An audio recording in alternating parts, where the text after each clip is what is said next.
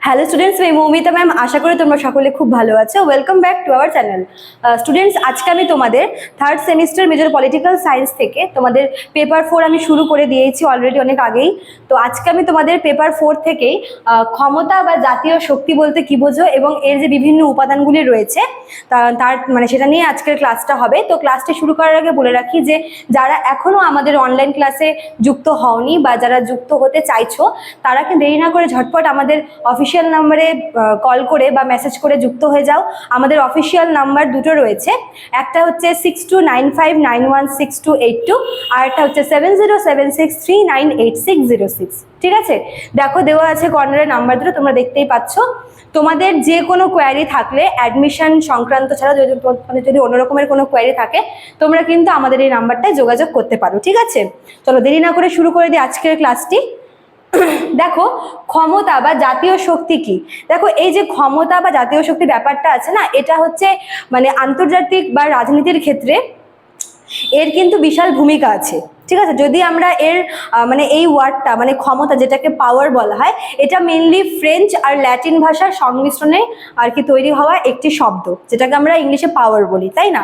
দেখো, এই যে পাওয়ার মানে আন্তর্জাতিক রাজনীতিতে পাওয়ার বা ক্ষমতা বা জাতীয় শক্তি বলতে যে সংজ্ঞাটা দেওয়া হয়েছে সেটা কিন্তু সেরকমভাবে কোনো মানে অ্যাকুরেট কোনো সংজ্ঞা কিন্তু নেই। ঠিক আছে, অনেক রাজনীতিবিদরা অনেক রকমের সংজ্ঞা দিয়েছেন এবং তাদের প্রত্যেকের সংজ্ঞাগুলি মিলে কিন্তু একটা নির্দিষ্ট সংজ্ঞা তৈরি করা হয়েছে।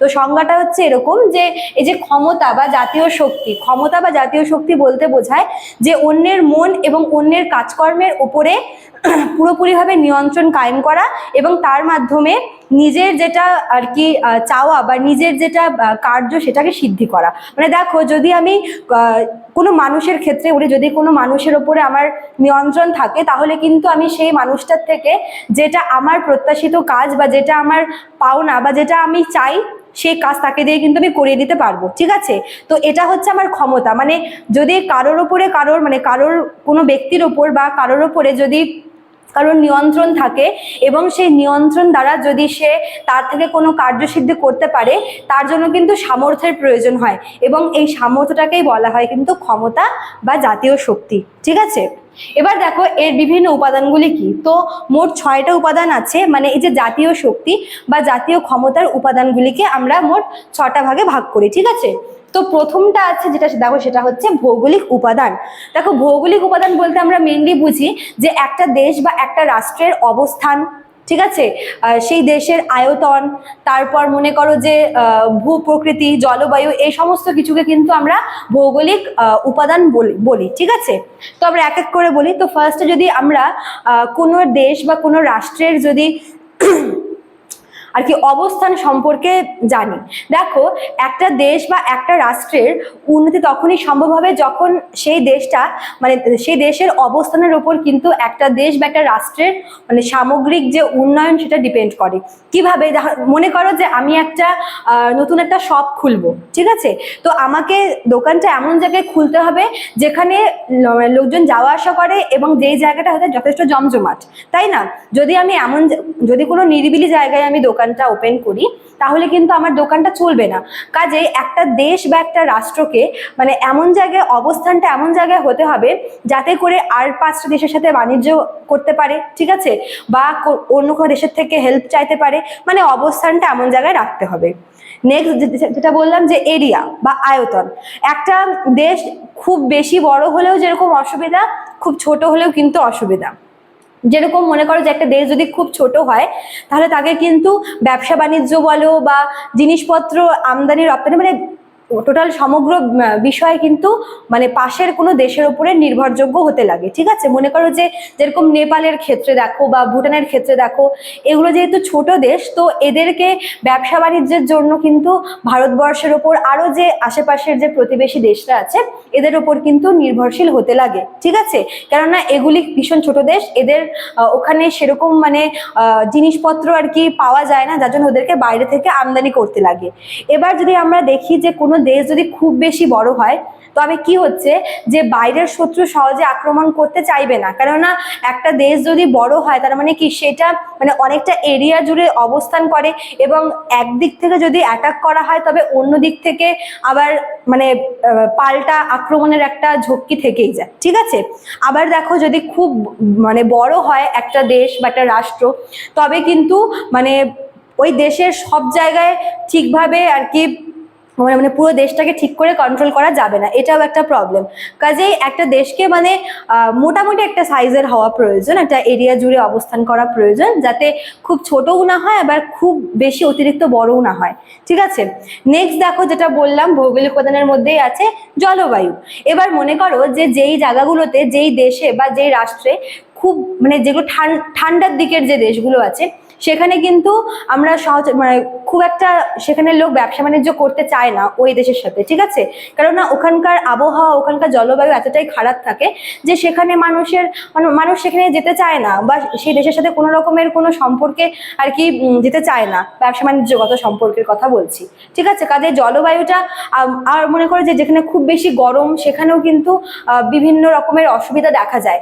কাজেই মানে জলবায়ুগত দিক থেকে যদি নাতিশীতোষ্ণ এলাকায় আর কি মানে একটা দেশ বা একটা রাষ্ট্র যদি নাতিশীতোষ্ণ জলবায়ুর অন্তর্গত হয়ে থাকে তবে কিন্তু তার সব দিক থেকে সুবিধা হয়ে থাকে, ঠিক আছে। নেক্সট যেটা বললাম ভূপ্রকৃতি। দেখো যেরকম মনে করো যে আমরা জানি যে ভূপ্রকৃতির তো অনেকগুলো ভাগ হয়, মনে করো যে পাহাড়, তারপর হচ্ছে মানে সমতল, তারপর মালভূমি। তো যেরকম আমাদের ভারতবর্ষে আমরা কিন্তু এই সমস্ত রকমের মানে ভূপ্রকৃতিগত যে বৈচিত্র্য সবই কিন্তু দেখতে পাই, ঠিক আছে। ঠিক তেমনই একটা দেশে যদি এরকম সমস্ত আর কি সমস্ত রকমের যদি আমরা ভূপ্রকৃতি দেখতে পাই তাহলে সেই দেশটা যথেষ্ট উন্নত বলে ধরা হয়। আচ্ছা নেক্সট দেখো জনসংখ্যা। একটা দেশের জনসংখ্যার উপর কিন্তু সেই দেশের উন্নয়নটা নির্ভর করে। কিভাবে? একটা দেশে যদি জনসংখ্যা থাকে তাহলে সেই দেশ মানে হ্যাঁ অবশ্যই এখানে একটা কথা বলার আছে, সেটা হচ্ছে যে সেই মানে ওই দেশের লোকদের অবশ্যই কিন্তু শিক্ষিত হতে হবে যাতে করে তারা পরবর্তীকালে দেশটাকে গঠন করতে সাহায্য করতে পারে। মনে করো যে হয় না যে একটা দেশকে চালনা করতে গেলে মনে করো যে ডক্টররা আছে, ইঞ্জিনিয়াররা আছে, টিচাররা আছে, আরো বিভিন্ন পেশার মানুষেরা আছে, এরা প্রত্যেকেই কি মানে পড়াশোনা মানে এরা প্রত্যেকেই শিক্ষিত, তাই না? কেউ পুঁথিগতভাবে, কেউ আরো বাস্তবগতভাবে, প্রত্যেকেই কিন্তু প্রত্যেকের মধ্যে শিক্ষাটা রয়েছে, এই জন্যই কিন্তু তারা বিভিন্ন পেশার সাথে যুক্ত। এবার এই বিভিন্ন পেশার মানুষেরা কি করছে, দেশের কোনো না কোনো মানে কাজে তারা লাগছেই, তাই না? এবং দেশটাকে এগিয়ে নিয়ে যেতে কিন্তু প্রত্যেকটা মানুষই সাহায্য করছে। কাজে জনসংখ্যা বলতে পারো যে একটা দেশকে তুলে ধরতে খুব বেশি আর কি সাহায্য করে থাকে। নেক্সট দেখো অর্থনীতি। একটা দেশকে অর্থনীতির দিক থেকে অবশ্যই স্বাবলম্বী হওয়াটা খুব বেশি প্রয়োজন। যদি একটা দেশের আর্থিক অবস্থা যদি ভালো না হয় তবে কিন্তু তার মানে বাদবাকি যে দেশগুলো আছে আশেপাশের প্রতিটা দেশ কিন্তু তাদের সাথে মানে খুব একটা ভালো সম্পর্ক রাখতে চাইবে না। যেই দেশ যত বেশি সমৃদ্ধশালী, যত বেশি প্রভাবশালী, সেই দেশে তত বেশি বলবো যে বন্ধু, ঠিক আছে। তো অবশ্যই একটা দেশের অর্থনীতি বলতে আমরা বুঝি যে এই যে মাথাপিছু আয়, ঠিক আছে, বা জাতীয় আয়, এগুলোকেই বলা হয়। তো অর্থনীতি ব্যাপারটাকে অবশ্যই মজবুত রাখতে হবে। নেক্সট দেখো 4 নাম্বারটা কি হচ্ছে সামরিক শক্তি। সামরিক শক্তি বলতে যে এই যে নৌবাহিনী, বিমান বাহিনী, তারপর সেনাবাহিনী, এই যে 3 ধরনের যে আর কি বাহিনী রয়েছে, ঠিক আছে, এই 3টা দিককে খুব স্ট্রং হতে হবে, তাহলেই কিন্তু তারা বাইরের শত্রুর আক্রমণটাকে আটকাতে পারবে। তো সামরিক শক্তি জিনিসটাকে কিন্তু মানে যে কোনো দেশেরই যদি সামরিক শক্তি যদি স্ট্রং থাকে তবে কিন্তু সেই দেশকে সহজেই কেউ অ্যাটাক করতে চাইবে না। আর যদি সামরিক শক্তি যদি আর কি কমজোরি হয় তবে কিন্তু যে কোনো দেশ তাকে সহজেই অ্যাটাক করতে পারবে। নেক্সট দেখো 5 নাম্বার হচ্ছে সরকার। সরকারের ওপর কিন্তু একটা দেশের পরিচালনা খুব ভালো মানে খুব বেশি করে নির্ভর করে। সরকার যদি দুর্নীতি পরায়ণ না হয়, সরকার যদি কর্তব্য পরায়ণ হয় তবে কিন্তু সেই সরকারের আমলে বা সেই সরকারের মাধ্যমেই কিন্তু একটা দেশের উন্নয়নটা সম্ভব হয়। কিন্তু সরকার যদি দুর্নীতিগ্রস্ত হয় তবে কিন্তু সেই দেশের বা সেই রাষ্ট্রের কোনো রকমের উন্নয়ন সম্ভব না। আর লাস্ট পয়েন্ট দেখো কূটনীতি, যেটা আগের দিন বলেছিলাম যে কূটনীতি হচ্ছে এমন একটা মানে পদ্ধতি বা এমন একটা প্রক্রিয়া যার মাধ্যমে এক দেশ আর আরেকটা দেশের সাথে খুব ভালো করে সম্পর্ক বজায় রাখতে পারে।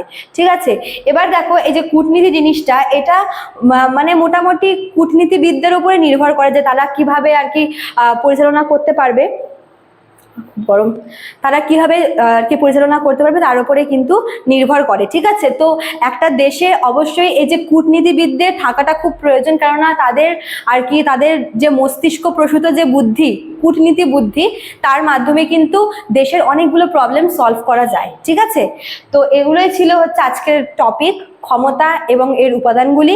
আশা করি তোমরা বুঝতে পারলে, প্রতিটা পয়েন্ট আমি খুব ইজি করে বলার চেষ্টা করলাম তোমাদের।